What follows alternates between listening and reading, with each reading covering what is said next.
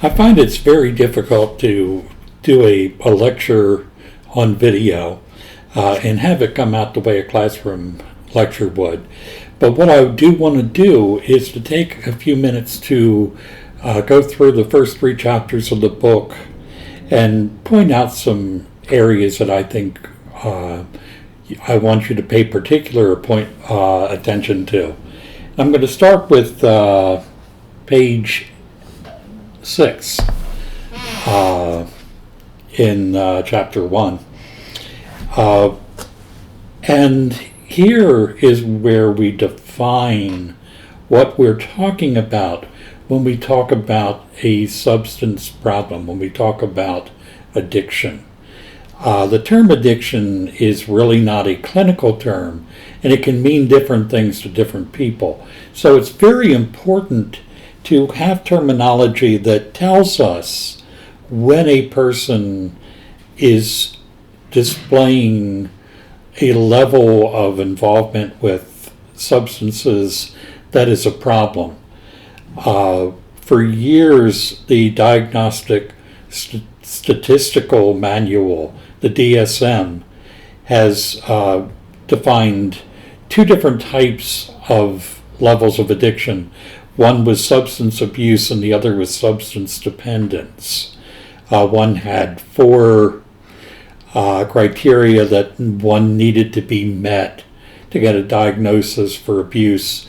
Dependence had 7 criteria, and you needed to meet, I believe it was 2 or 3, to get a diagnosis of substance dependence. In 2013, which now is getting to be a while back, but in the grand scheme of things, it's fairly recently, they changed the diagnosis from abuse and dependence to substance use disorder. And on pages 6 to 7, it gives the 11 criteria for substance abuse disorder. Look at those and recognize that a person needs 2 of those criteria to be diagnosed with a mild substance use disorder. 4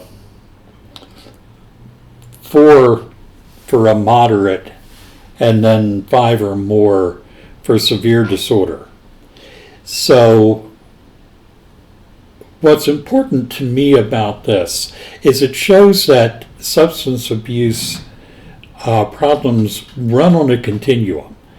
And somebody may have a mild substance use disorder that would require one level of treatment,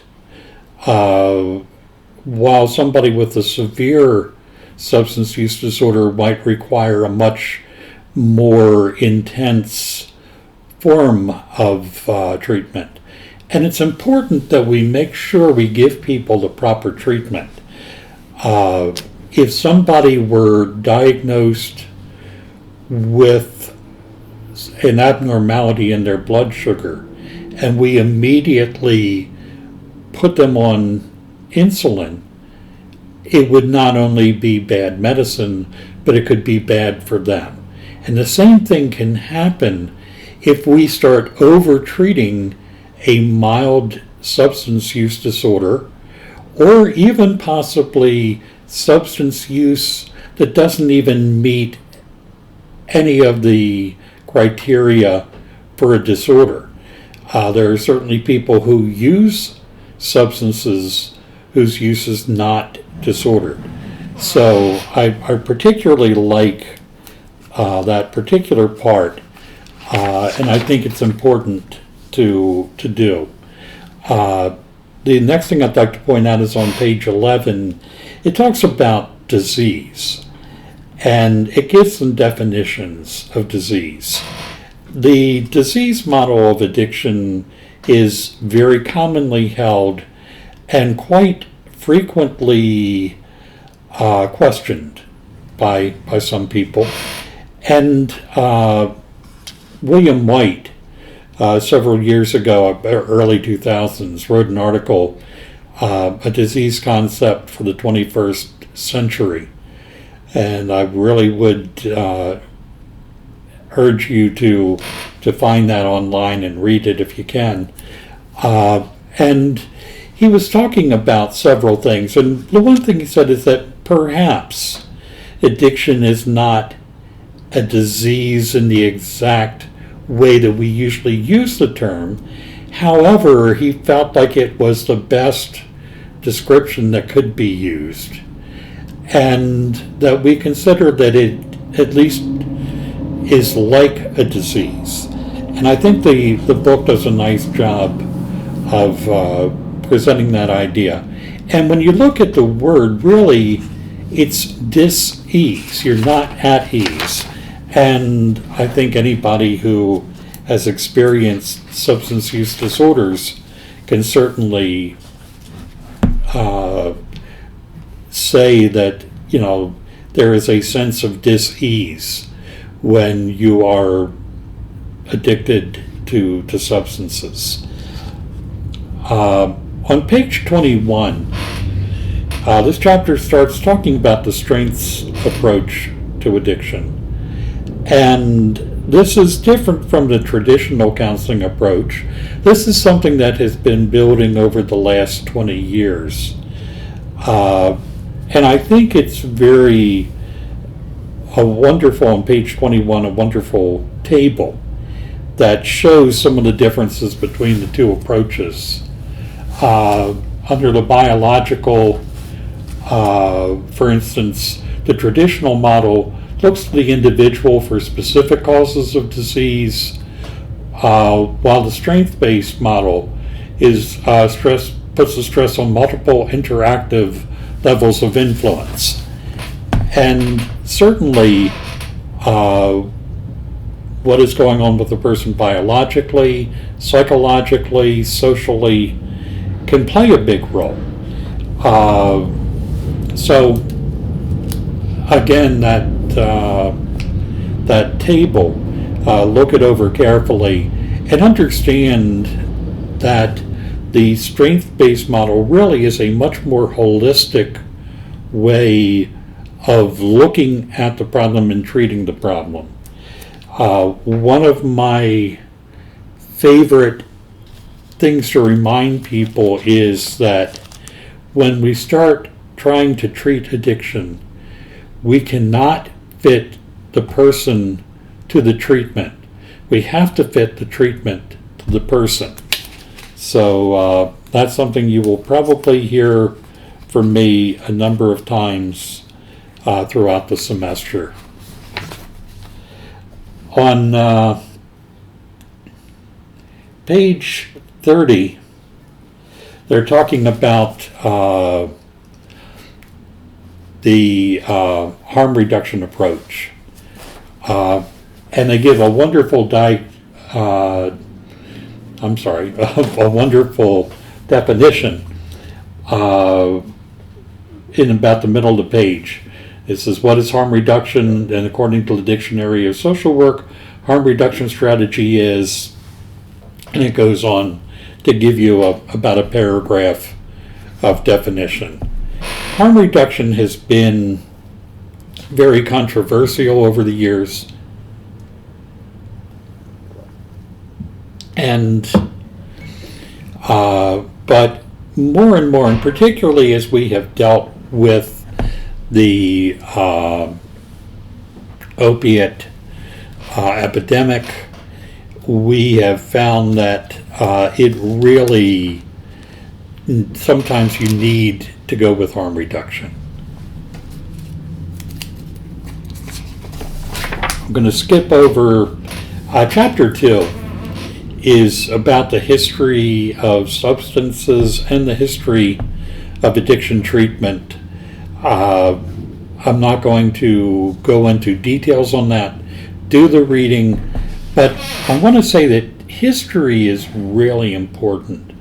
And when we recognize that in understanding history, we understand how we get to where we are, and also learn not to repeat the mistakes of the past and to try new ideas and new approaches. So this is something that I think people really need to understand.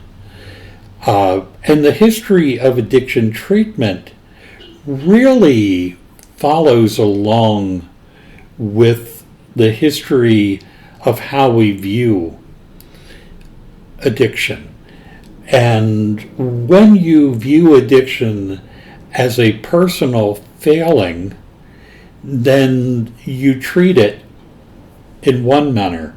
But when you begin to recognize substance use disorder as a multifaceted problem, you realize that you need a multifaceted approach to treating it.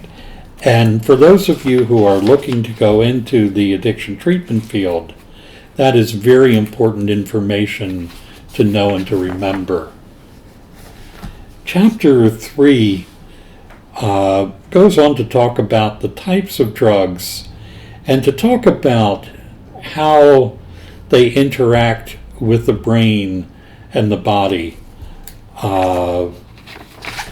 To get a good synopsis, you can turn to pages 103 to I think it's 105, and there are a series of charts on drugs of misuse, and it tells you the name of the drug, the category and name of the drug, example of commercial and street names, the DEA schedule. Drugs are scheduled according to their medical use and their dangers of abuse, and then the acute effects and health risks. So this will be a really good way of getting an overview of the different types of drugs. And the important thing to recognize is that part of the addictive process is the way that drugs interact with the brain. And what every drug of abuse does is mimics a natural brain chemical, but it amplifies and the feeling.